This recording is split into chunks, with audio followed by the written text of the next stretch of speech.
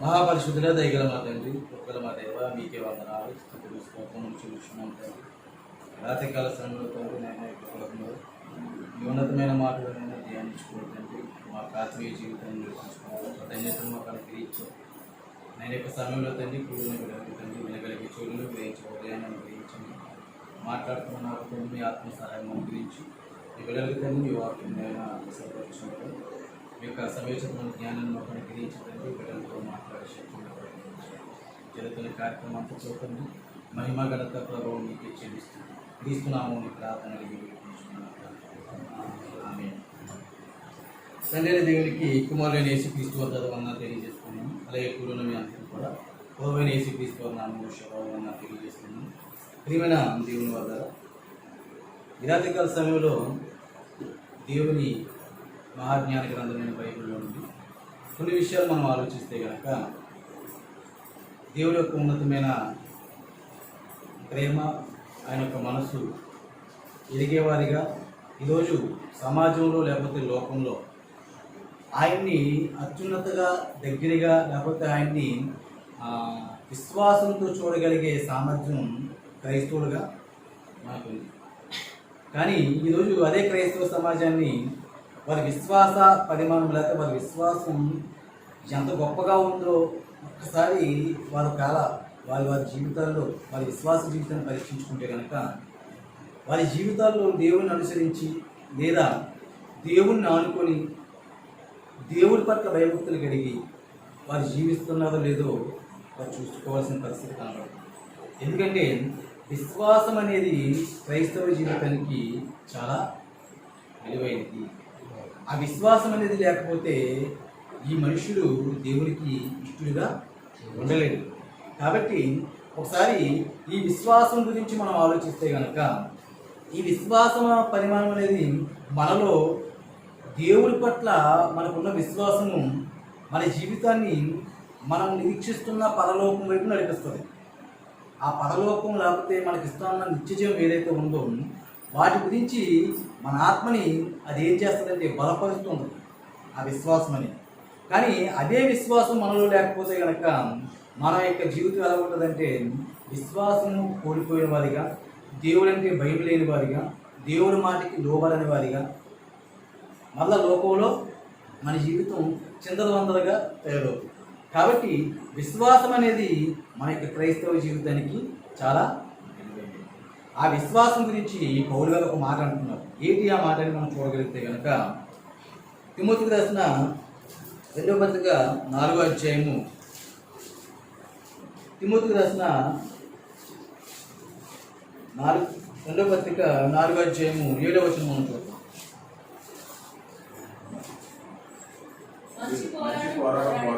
మంచి పోరాటము పోరాడి తిని నా పరుగు కడముట్టి చిక్కిని విశ్వాసమును కాపాడుకుంటుంది. పౌలు గారు చివరి దశలో మాట్లాడుతున్న మాటలు.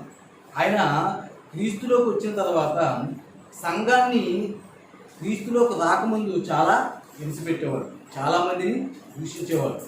ఆయన క్రీస్తులోకి వచ్చిన తర్వాత క్రీస్తు యొక్క సంఘాన్ని కట్టడంలో లేకపోతే క్రీస్తు కోసం ఆయన ఒక జీవితాన్ని సమర్పించి ఆయన జీవించడంలో ఆయన పొరిగి ఏం చేశాడంటే ఆయన కరముట్టించాడంట. మంచి పోరాటం పోరాడాడు, దేవుని కోసం ఉన్నతంగా జీవించాడు.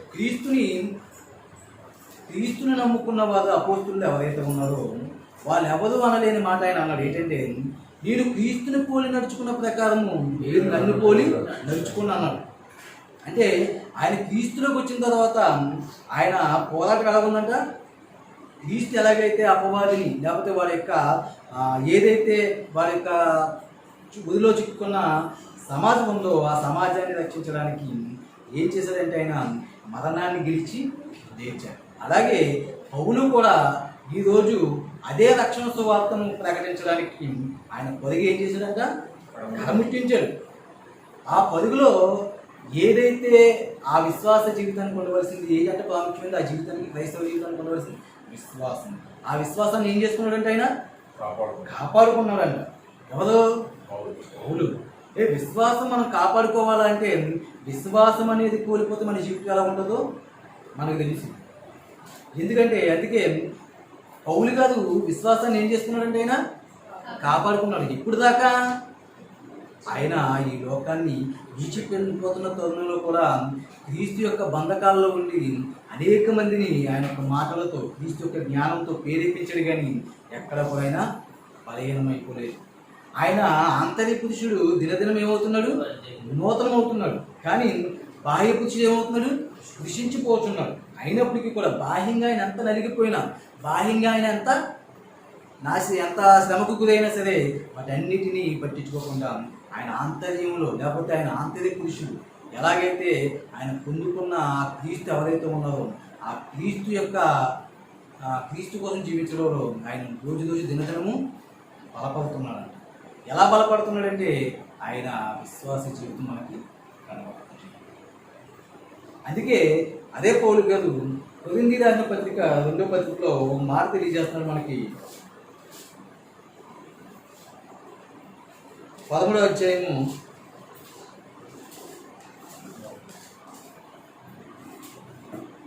5వ వచనం చూద్దాం.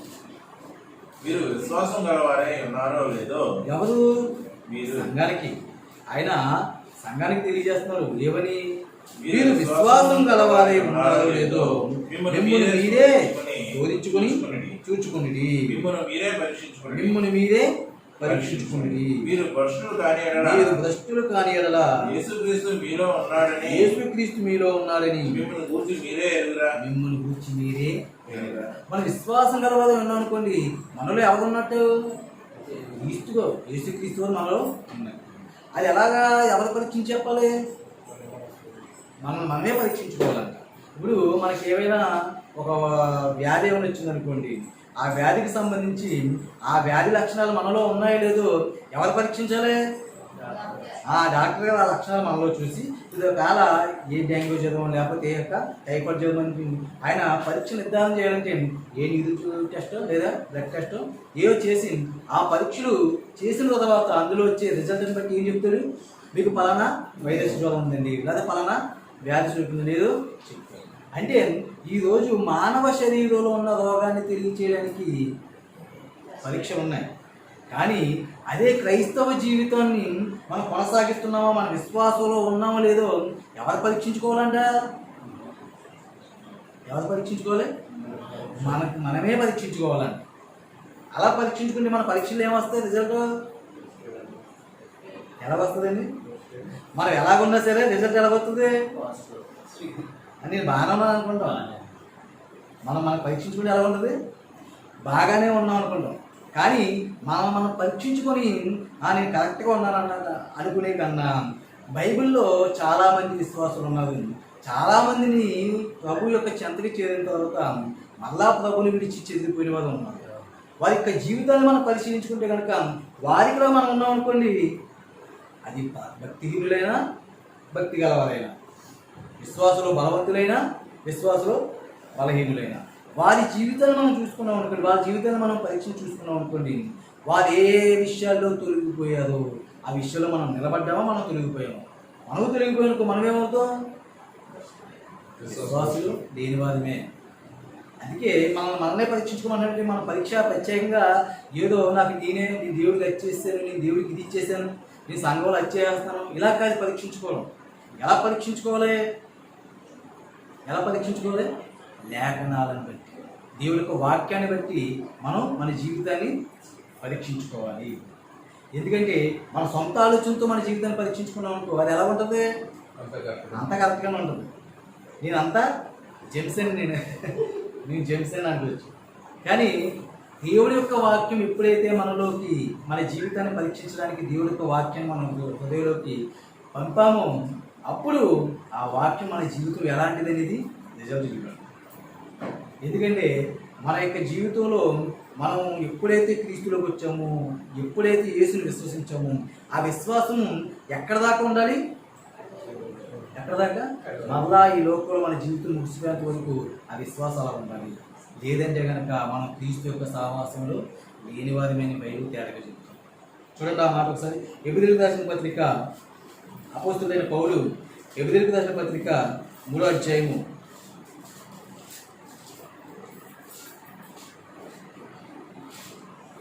8 3:12 వచ్చు. సహోదరులారా, ఉమ్, జీవము గల దేవుని ఉమ్, విడిచిపోవునట్టి ఉమ్. విశ్వాసము లేని ఉమ్. దుష్ట హృదయము ఉమ్. మీలో ఉమ్. ఎవరి యందైనను ఉమ్. ఒకవేళ ఉమ్. ఉండునేమో ఉమ్. అని ఉమ్. జాగ్రత్తగా ఉమ్. చూచుకునుడి. ఉమ్, నేడు ఉమ్. మీర- నేను చదువుతాను చూడండి. నేడు మీరు ఆయన శబ్దము విని ఎడల కోపము పుట్టించినప్పటి వలె మీ హృదయములను కఠినపరచకొనకుడని ఆయన చెప్పిన గనుక పాపము వలన కలుగు భ్రమ చేత ఏంటంట పాపము వలన కలుగు భ్రమ చేత మీలో ఎవలను కఠినపరచకొనకున్నట్లు నేడు అను సమయం ఉండగానే ప్రతిదినమును ఒకరికొకరు బుద్ధి చెప్పుకునిడి. యాలి అనగా మొదటి నుండి మనమున్న దృఢ విశ్వాసము ఏంటంటే మొదటి నుండి మనకున్న దృఢ విశ్వాసము అంతము మట్టుకు గట్టిగా చేపట్టిన ఎడల క్రీస్తులో పాలువారిమై ఉందుము. ఏమని చెప్తున్నారు ఇక్కడ? మొదటి నుండి అంట మనకున్న దృఢ విశ్వాసము. మనకున్న విశ్వాసం ఏంటి? దృఢం. ఆ విశ్వాసము నేను ఎవరినైతే విశ్వసించానో ఆయనే నాకు రక్షకుడు, ఆయనే నాకు నిత్యజీవం అనుగ్రహించేవాడు, ఆయనే నన్ను పరలోక మార్గానికి నడిపించేవాడు. ఏదైతే మనం దృఢ విశ్వాసంతో ఎవరినైతే నమ్మమో అదంతా ఎలా ఉండాలంట చెప్తున్నాడు. మొదటి నుండి మనకున్న దృఢ విశ్వాసము అంతము మట్టుకు గట్టిగా చేపట్టిన ఎడలని అక్కడ చెప్పినట్టు స్పష్టం చేస్తున్నాడు. చేపట్టిన ఎడలనే అన్నాడు. ఏదైనా ఒక విషయాన్ని రూఢిపరిచినప్పుడు అలాగే చేస్తేనే నేను ఒప్పుకుంటాను. అంటే నే అనే పదాన్ని ఒక వాడటం అనుకోం, నువ్వు అలా ఉంటేనే.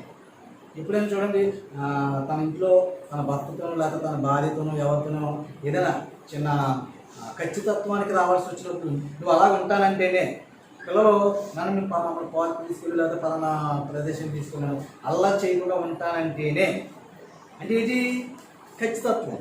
అలాగే అక్కడ అన్నాడు దేవుడు ఏమని చెప్తున్నాడు చూడండి. మీకున్న దృఢ విశ్వాసము అంతము మట్టుకు గట్టిగా చేపట్టిన ఎడలనే క్రీస్తులో పాలువాదమై ఉందుము. ఆ విశ్వాసం అంటే కడవరకు కూడా అలాగనే ఉండాలంట. ఒకవేళ ఉండకపోతే మనం క్రీస్తులో పాలువాదం కావా? అందుకే 12వ వచనంలో ఆయన అన్నాడు, ఏమన్నాడు?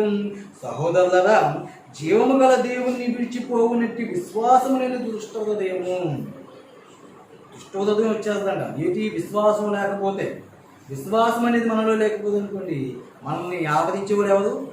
దుష్టుడు. ఎందుకు? వాడు ఎలాగైనా సరే దేవుడి నుండి మనల్ని తొలగించడానికో చూస్తారు. కాబట్టి ఆ విశ్వాసం అనేది మనలో ఎప్పుడైతే నేర్చించిపోతుందో, ఆ విశ్వాసం అనేది ఎప్పుడైతే మనలో తగ్గిపోతుందో, అప్పుడు మనల్ని ఆవరించేది ఎవరు? దుష్టుడు అంట. జీవము గల దేవుని విడిచిపోనట్టి దుష్ట హృదయము మీలో ఎవరికైనా ఒకవేళ ఉండునేమో అని జాగ్రత్తగా చూసుకోండి. చాలా జాగ్రత్తగా చూసుకున్నాం. ఎవరు చూసుకోవాలి? మనమే చూసుకోవాలి. ఇందాక ఎవరిని పరీక్షించుకున్నాడు? మనల్నే పరీక్షించుకున్నాడు.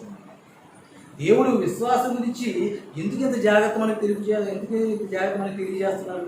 ఎందుకు అంత జాగ్రత్తగా ఉండమంటున్నాడంటే, కడవరకు కూడా మన యొక్క దృఢ విశ్వాసం అలా ఉండకపోతే కనుక మన క్రీస్తులో పాలువాదం కావాలి. అంటే మన జీవితానికి విశ్వాసం అనేది ఎంత గొప్పదో చూడండి. అలాగా మనం చూస్తే కనుక ఈరోజు ప్రభువునందు మనం విశ్వసించున్నాం. అదే విశ్వాసము కడవరకు మనకి ఉందా లేదని మనం పరీక్షించుకోవాలంటే, ఒకనాడు ఇశ్రాయేలీయులు యెహోవాని విశ్వసించారు. ఎవరి ద్వారా? వారికి దేవుడు అంటే తెలుసా? అబ్రాహాము దేవుడు, ఇస్సాకు దేవుడు, యాకోబు దేవుడు అంటే ఏమని తెలుసు వాళ్ళకి? ఆయన పేరేమని అడిగేది మోషేని ఏమడిగేది? ఆయన పేరైతే ఏమని తెలియదు కదా అని అడిగేది. అప్పుడు నీ పేరేమని నేను చెప్పాలి ప్రభు అని మోషే అడిగినప్పుడు, నేను ఉన్నవాడునని చెప్పుకోవాలన్నాను. లేదా జ్ఞాపకార్థనామకు యెహోవా అని ప్రియ. అంటే ఇశ్రాయేలుకి అప్పుడు దాకా దేవుడు ఎవరో తెలియదు. ఎందుకంటే ఐగుప్తు బానిసత్వంలో తర్వాత ఆ ఇశ్రాయేలుని ఆ ఐగుప్తు బానిసత్వంలో నుంచి బయటికి తీసుకొచ్చి వారు అబ్రహాముకు వాగ్దానం చేసిన కానాను దేశాన్ని నడిపించడానికి ఒక నాయకుడిని దేవుడు నియమించాడు. వారు ఎవరైనా మోషే. ఆ మోషేకి నాయకత్వం ఇచ్చి ఆ మోషేని ఐగుప్తుకు పంపించి వారి ఐగుప్తు యొక్క ఆ చెరలో నుండి లేకపోతే ఐగుప్తు యొక్క ఆ సంఖ్యల నుండి మోషే విడిపించి వారిని ఎక్కడ తీసుకొస్తున్నారు? అరణ్య మార్గం. అరణ్య మార్గంలో తీసుకొస్తున్నారు. ఆ సముద్రం నుండి ఎర్ర సముద్రం మీద గుండా అరణ్య మార్గంలో నుండి వారికి కానాన్ దేశానికి ప్రయాణం చేస్తున్నప్పుడు దేవుడి యొక్క అద్భుత కార్యాలు ఎన్నో చూశారు. వారు చూసారా లేదా? వారి కళ్ళతో ఎన్నో చూశారు. చూసి వారు దేవుడి పట్ల విశ్వాసం కలిగి ఉన్నారు. అన్నీ మళ్ళీ ఏమైపోయారు? విశ్వాసాన్ని కోల్పోయేవారు కదా. విశ్వాసాన్ని అన్నీ కోల్పోయేవారు. వారి జీవితాన్ని ఒకసారి మనం పరీక్షించుకుంటే ఈరోజు క్రైస్తవ జీవితం కూడా ఎలా ఉంది? ఏదైనా మేలు పొందినప్పుడు దేవుడి దగ్గరికి ఎలా వస్తున్నారు? ఏదైనా మేలు కోసం వస్తున్నారు, లేకపోతే బాధలు తీర్చుకోవడానికి వస్తున్నారు, కష్టాలు తీర్చుకోవడానికి వస్తున్నారు, లేకపోతే తనకున్న ఏవైతే శ్రమలు ఉన్నాయో ఆ శ్రమల గురించి మొదలుపెట్టడానికి వస్తున్నారు. అవన్నీ కూడా తొలగిపోయిన తర్వాత ఏం చేస్తున్నారు?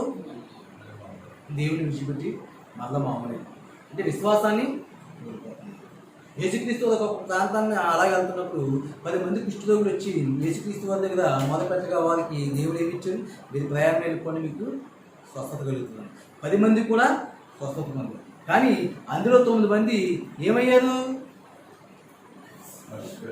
వదిలేసారు దేవుణ్ణి. కానీ ఒక్కడే దేవుడికి కృతజ్ఞత తెలపడానికి. మరి మిగతా 9 మంది ఏదయ్యారంటే అంటే దేవుడి పట్ల దేవుడి యొక్క ప్రేమను పొందడానికి, దేవుడు చేస్తున్న మేలుని పొందడానికి మనిషి ముందు ఇష్టపూర్వకంగానే ఉంటున్నాడు. ఆ మేలు పొందిన తర్వాత లేదా ఆ కష్టం నుంచి గట్టెక్కిన తర్వాత దేవుడిని ఏం చేస్తున్నారంటే విడిచిపెట్టేస్తున్నారు. ఇశ్రాయేలు కూడా అలాగే ఉన్నారు. ఇశ్రాయేలు అలాగే ఉన్నారు. మరి జీవితం చూడండి ఒకసారి. కీర్తన గ్రంథం ఈరోజు క్రైస్తవ సమాజాన్ని కూడా మనం చూస్తే దేవుడి పట్ల ఇదే వైఖరి కలిగి జీవిస్తున్న జీవితాలు మనకు. కానీ మనము కూడా అదే సమూహంలో ఉన్నాం. మన జీవితాలు కూడా ఒకవేళ అలా ఉన్నాయేమో. మన విశ్వాసాన్ని మనం పరీక్షించుకోవాలేమో, మన విశ్వాసాన్ని మనం కాపాడుకోవాలేమో. ఎందుకంటే ఏ క్షణాన్న మన జీవితం ముగిసిపోతుందో తెలియదు. విశ్వాసం లేకుండా మళ్ళీ దేవుడి దగ్గర మనం నిలబడలేము. కాబట్టి మన విశ్వాసాన్ని ఎల్లప్పుడూ ప్రతిదినము కూడా దేవుడు కృపను బట్టి ఆయన ఇస్తున్న ఈ దినాల్లో మనం ఆయన కృపను బట్టి మన జీవితాన్ని నడిపించుకున్నాం. కానీ ఏ క్షణాన్న మన జీవితాన్ని తారుమారు చేయడానికి ఒకటి తిరుగుతున్నాడు. మన జీవితాన్ని కూడా మనకి పడుతున్న శరీర కోరికలు కావచ్చు, మనం చూస్తున్న లోకాన్ని బట్టి కావచ్చు, ఏదో దాంట్లో మనం తొలగిపోవడానికి అవకాశం ఉంది. కాబట్టి మన యొక్క విశ్వాసాన్ని కూడా మనం ఏం చేయాలి? పరీక్షించుకోవాలి. ఆ రోజు ఇశ్రాయేలు చూడండి ఏం చేశారంటే కీర్తన గ్రంథం 106వ అధ్యాయము, కీర్తన గ్రంథము 106వ అధ్యాయము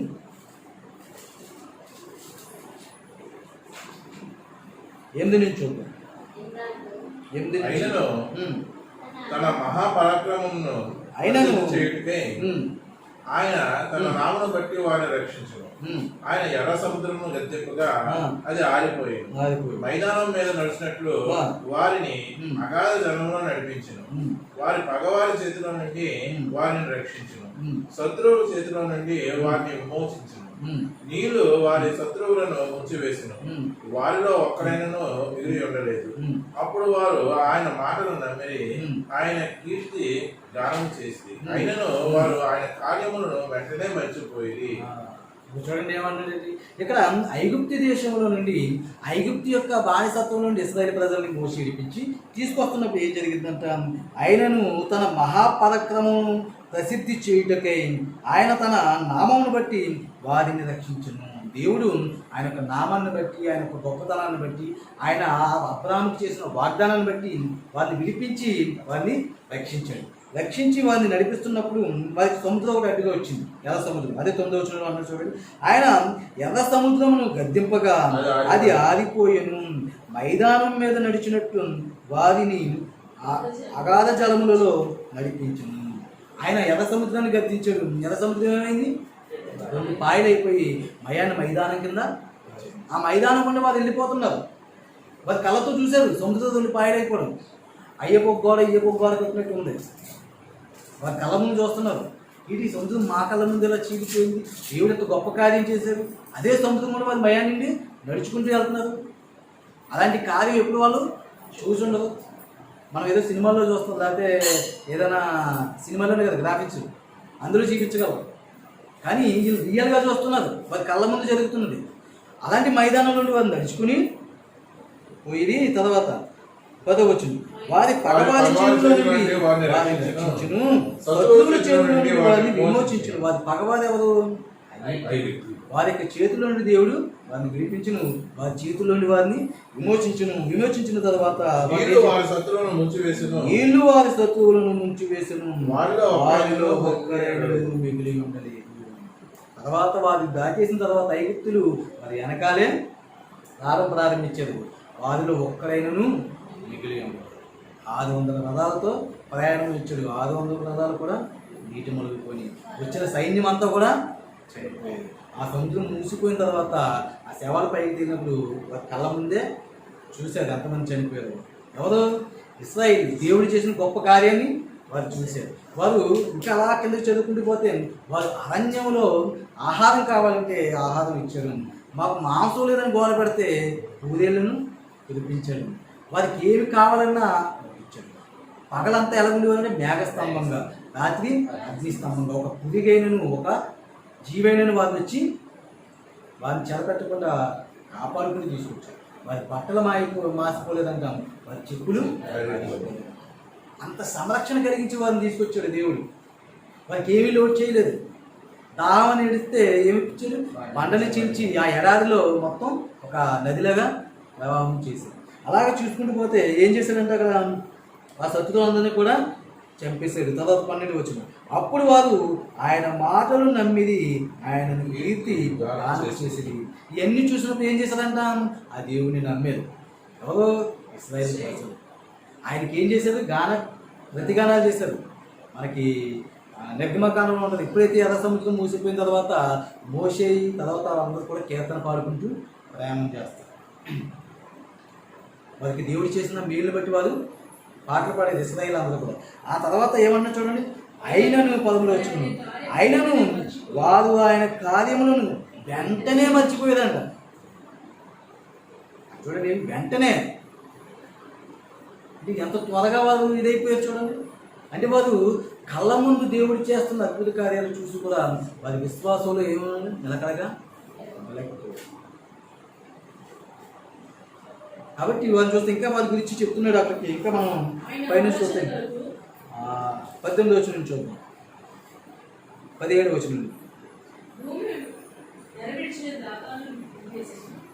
ఇక్కడ చెప్తున్న ఆ విషయాన్ని మనం ఆలోచించగలిగితే కనుక మళ్ళీ ఇశ్రాయేలు ప్రజలు ఏం చేశారంటే అహరోను మీదను మోషే మీదను తిరుగుబాటు చేశారు. మీరే పరిశుద్ధులా, దేవుడు మీతోనే మాట్లాడతాడా, దేవుడు మేము కూడా పరిశుద్ధులమే, దేవుడు మమ్మల్ని ఏర్పరచుకున్నాడని చెప్పేసి వాళ్ళ మీద తిరగబడతారు. ఎవరు? కోరాహు వాళ్ళు. అక్కడ ఏం జరిగింది చూడండి, 15 నుంచి చూద్దాం. వారి కోరినది ఆయన వారికి ఇచ్చెను, ఆయనను వారి ప్రాణములకు వారు ఏం కోరినా ఎన్ని ఇచ్చాడండి దేవుడు. వారు ఏమడిగాడో ఏమైనా లోటు చేశారు వాళ్ళకి. మోషే ఎదుట మేము ఐగుప్తులో ఉన్నప్పుడు మా ఇళ్ళ కాడ అందరితో కూర్చొని పాలు బాగా కొయ్యకాడ సాపుకొని మీ కేర దోసకాయలు మాంసం ఎన్ని చక్కగా తినేవాళ్ళని, పొద్దున్న అత్తమానం ఎంత శ్రమ పడినప్పుడు కూడా సాయంత్రం వేసరికి మేము చక్కగా తినేవాళ్ళం. ఇక్కడ మాకు తినడానికి మాంసమే లేదని చెప్పేసి ఏడుతున్నప్పుడు వారు కోరింది ఇచ్చాడా లేదా? ఇచ్చాడా? వారు కోరిందల్లా ఇచ్చాడు దేవుడు. కానీ వారి అవిశ్వాసాన్ని బట్టి ఏం చేశారంటే దేవుడు వారి కోరినది ఆయన వారికి ఇచ్చెను, అయినను వారి ప్రాణములకు ఆయన క్షీణత కలగజేసెను. తర్వాత ఏం చేయమన్నారు చూడండి, 16 వారు తమ దండిపాలెములో మోషే యందును యెహోవాకు ప్రతిష్ఠుడైన అహరోనందును అసూయపడిరి. ఎవరి మీద? మోషే మీదను అహరోను మీద అసూయ పడుతున్నారు. అందులో కొంతమంది గ్రూపులు లేచి ఎవరి మీద అసూయ పడుతున్నారు? దేవుడు ఏర్పాటు చేసుకున్న, అదే దేవుడు ప్రతిష్ఠించుకున్న మోషే మీద అహరోను మీద వీళ్ళు అసూయ పడుతున్నారు. అసూయ పడుతున్నప్పుడు ఏం చేశాడు చూడండి, దేవుడు భూమి నెరవేర్చి దాతానును మిరింగెను, అది అబీరాము గుంపును కప్పివేసెను. అబీరాము గుంపు అనగా 250 మంది దాతానుకు, అబీరాముకు, కోరాహుకు సపోర్ట్గా వచ్చిన వారు. ఈ సపోర్ట్గా వచ్చి 250 మందిని ఏం చేసిందంటే భూమి రింగి వేసెను. అగ్ని రగిలెను. వారి సంఘములో అగ్ని రగిలను, దాని మంట దాని మంట భక్తిహీనులను కాల్చివేసెను. భక్తిహీనులను కాల్చివేల్చును. హోరేబులో హోరేబులో వారు దూడను చేయించుకొనిరి. హోరేబులో వారు దూడని చేయించుకునిది, పోతపోసిన విగ్రహమును కోత పోసిన విగ్రహముకు నమస్కారం చేసి నమస్కారం చేసిరి, తమ మహిమాస్పదమును తమ మహిమాస్పదమును గడ్డిమై ఎద్దు రూపమునకు మార్చిరి. గడ్డిని వెద్దు రూపమునకు మార్చిరి. ఏం చేస్తున్నారు చూడండి ఇశ్రాయేలు. వారికి దేవుడు ఎన్ని మేలులు చేశాడు, ఎలాంటి కార్యాలు చేశాడు. అలాంటి మహిమాస్వరూపకు దేవుడిని అంట గడ్డిని ఎద్దు రూపములకు మార్చేస్తున్నాడంట. దానికి బలులు అర్పిస్తున్నదంట. వారి పిల్లల్ని వారికి ఏం చేస్తుందంట, దాన బలి అర్పిస్తున్నదంట. 21 చూడండి. ఐగుప్తులో గొప్ప కార్యములను, ఐగుప్తులో గొప్ప కార్యములను, ఆము దేశంలో ఆశ్చర్య కార్యములను, ఆము దేశంలో ఆశ్చర్య కార్యములను, ఎర్ర సముద్రము వద్ద భయము పుట్టించు క్రియలను, ఎర్ర సముద్రం వద్ద భయం పుట్టించు క్రియలను చేసిన తమ రక్షకుడైన దేవుని మర్చిపోయి చేసిన తమ రక్షకుడైన దేవుని మర్చిపోయి. ఐగుప్తులో వాళ్ళని రక్షించడానికి ఆ పొద యొక్క సైన్యం మీద లేదా పొద యొక్క పొద యొక్క దేశంలో దేవుడు ఎన్ని చేశాడండి.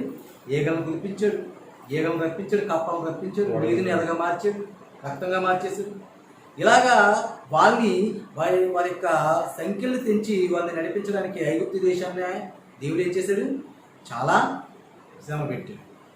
వారు చూసారు, ఆయనని చూసి అన్ని చేసినప్పటికీ కూడా వారు ఏం చేశారంటే ఆ మహాదేవుని ఆశ్చర్య కార్యములు మర్చిపోయారు. ఆ ఎర్ర సముద్రం ఎదుట ఆ సముద్రం ఈడిపోవడం, వారి యొక్క ప్రయాణం అవన్నీ కూడా వారి భయాన్ని పుట్టించలేదా? వారి ముందే ఆ సముద్రం మళ్ళీ కప్పడిపోయి ఆ సైన్యాన్ని చంపేసినప్పుడు వారికి భయం వేయలేదా? అలాంటి చూసి కూడా వీరు ఏం చేశారంట, తమ భయం పుట్టించిన క్రియలను చేసిన తమ రక్షకుడైన దేవుని మరిచిపోయేది. అంటే ఇన్ని చూసిన వారు కూడా ఏమయ్యారు, అందుకే యేసుక్రీస్తు వారు అన్నారు, మీరు కన్నులుండి చూడదు, చెవులుండి వినదు, హృదయం ఉండదు. అంటే కనులుండి కూడా చూడలేకపోతున్నారు. యేసుక్రీస్తు వారి కాలంలో కూడా యేసుక్రీస్తు వారు ఎన్నో అద్భుతాలు చేశారు. ఇంటి వారికి వాళ్ళు ఇచ్చాడు, కళ్ళు లేని వారికి దృష్టిని ఇచ్చాడు, నోరు లేని వారికి నోరునిచ్చాడు, చనిపోయిన వారిని బ్రతికించాడు. అయినప్పటికీ ఆయన దగ్గరికి వచ్చేవన్నాడు, నువ్వు నిజంగా క్రీస్తువేనా, నువ్వు ఆయనవేనా? మరి ఆయన అని చెప్పుకున్నాడు కదా, నేను ఆయన అని చెప్పాడు. పిలాతు ముందుకు వెళ్ళినప్పుడు కూడా ధైర్యంగా. మరి ఏం చేశారు, నమ్మారా? నమ్మలేదు. మరి ఏం చేశారండి, శిలువకి అప్పగించామన్నారు. అంటే మానవ జీవితంలో ఏదో జరిగితే ఈ విశ్వాసంగా ఉంటాడని ఈరోజు కొంతమంది దైవజనులు మా సంఘాల్లో సాక్ష్యాలు చెప్పి మాకు అవి జరిగినాయి, మా కుటుంబంలో ఈ జరిగినాయి ఎన్నో చెప్పించి జనాన్ని రాబట్టని చూస్తారేమో. కానీ అవన్నీ విన్న ఆనాటి కాలంలో ప్రభువుని విశ్వసించారు, వాళ్ళు ప్రత్యక్షంగా చూసినా విశ్వసించారు. అంటే చూస్తే విశ్వాసం అనేది ప్రస్తుత కాలానికి నిలబడుతున్నారు, తర్వాత కాలానికి. కానీ విశ్వాసం అనేది ఎలా ఉండాలంటే మనం దేవుడి పట్ల, దేవుడు మనకి చేస్తున్న అద్భుత కార్యాలు, దేవుడు మనకి ఇచ్చిన ఈ పుట్టుక, దేవుడికి మనం రక్షించడానికి ఆయన చేసిన త్యాగం, ఇవన్నీ మనం తలపోసుకొని ఆయన ఒక గొప్ప త్యాగాన్ని, ఆయన ఒక గొప్ప ప్రేమని, ఆయన ఒక కృపని మనం అర్థం చేసుకుంటే కనుక ఆ విశ్వాసం అనేది మనలో ఎప్పుడు కూడా మనం బలపరుస్తూ ఉంటుంది. అది ఈ లోకంలో మనకి శ్రమ కలిగించినను, లేదా ఈ లోకంలో మనకి ఇబ్బంది కలిగినను, ఈ లోకంలో మనకి వస్త్రహీనత వచ్చినను, ఈ లోకంలో మనకి కరువులు ఏ వచ్చినప్పటికీ కూడా ఆ విశ్వాసము దేవుడి ప్రేమ నుండి మనల్ని ఏం చేయదు, ఎడబాపుతుంది. అలాంటి విశ్వాసం ఈరోజు, అలాంటి విశ్వాసం ఆనాడు ఇశ్రాయేలు ఎలాగైతే దేవుడి మేలును పొంది కూడా దేవుడికి ఎలాగైతే విరుద్ధంగా వారు పాలనెత్తారో ఈరోజు మనము కూడా అలాగే. అందుకే ఆ ఇశ్రాయేలు గురించి చెప్తూ దేవుడు ఎబ్రీదాని పత్రికలో ఏమంటున్నాడో ఒకసారి చూడండి. ఎబ్రీదాని పత్రిక 3వ అధ్యాయము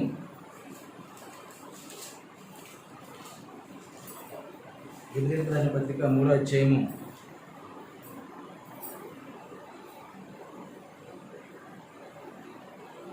16వ వచనం చూడండి.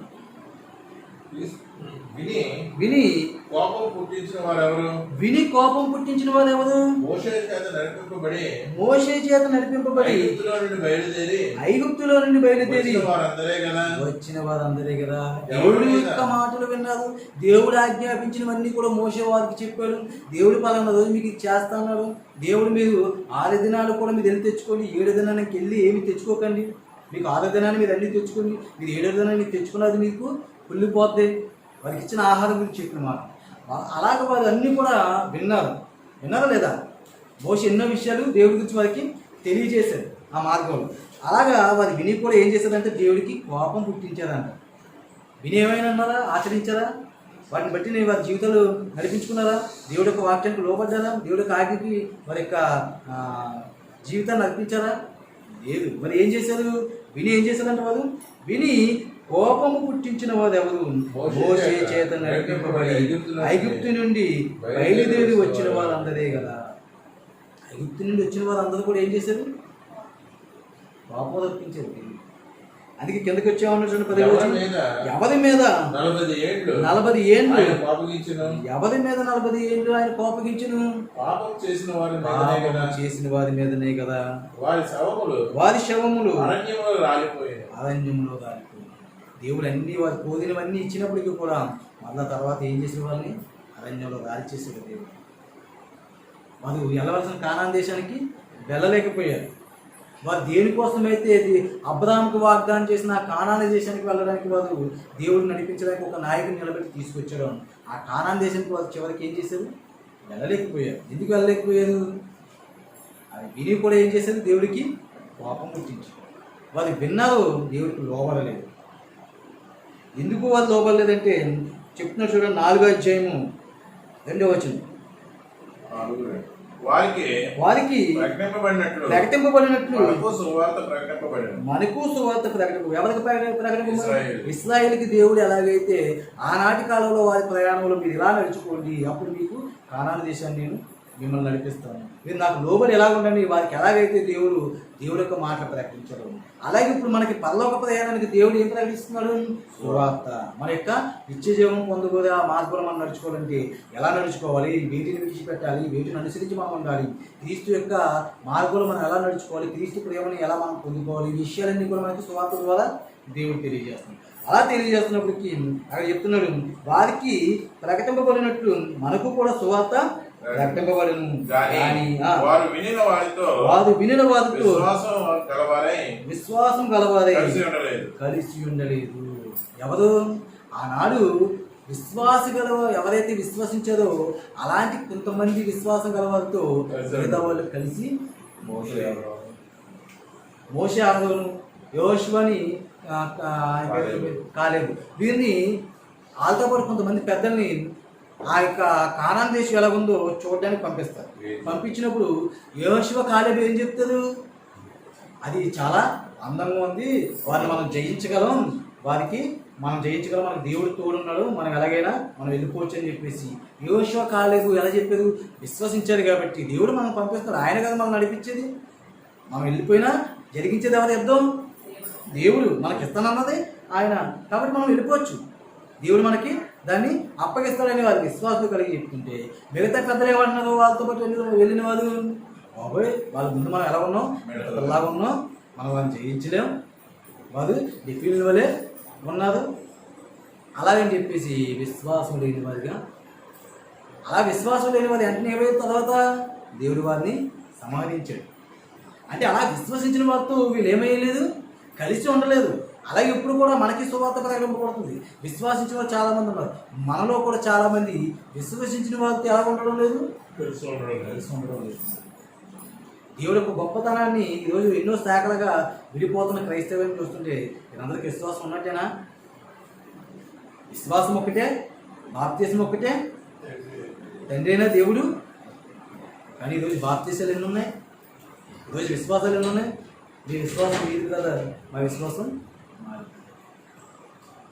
అంటే ఒక్కొక్క శాఖకి ఒక్కొక్క క్రమం, ఒక్కొక్క పద్ధతి వచ్చేసి ఇలా మనం ఆలోచించుకుంటూ పోతే ఇలా మనము కూడా ఎలాంటి స్థితిలో ఉన్నామో మనం ఒకసారి ఆలోచించుకోవాలి. అందుకే మనం అవిశ్వాసుల యొక్క జీవితాలు ఎలా నేలదాలిపోయినాయో అరణ్య మార్గంలో మనం చూస్తున్నాం.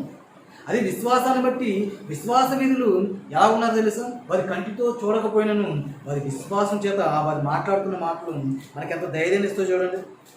ఎబ్రీ రాసిన పత్రిక 11వ అధ్యాయము,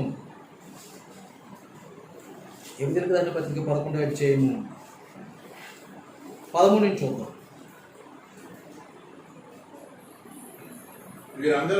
వీరందరూ ఆ వాగ్దాన ఫలము అనుభవింపకపోయినను దూరము నుండి చూచి వందనములు చేసి తాము భూమి మీద పరదేశములను యాత్రికులమై ఉన్నామని ఒప్పుకొని విశ్వాసము గలవారే. ఎలా మృతి పొందారంటే వారు విశ్వాసం గలవారే. ఎలాంటి విశ్వాసం అంటే వారు వీరందరూ కూడా వాగ్దాన ఫలము అనుభవింపకపోయినను. ఎవరు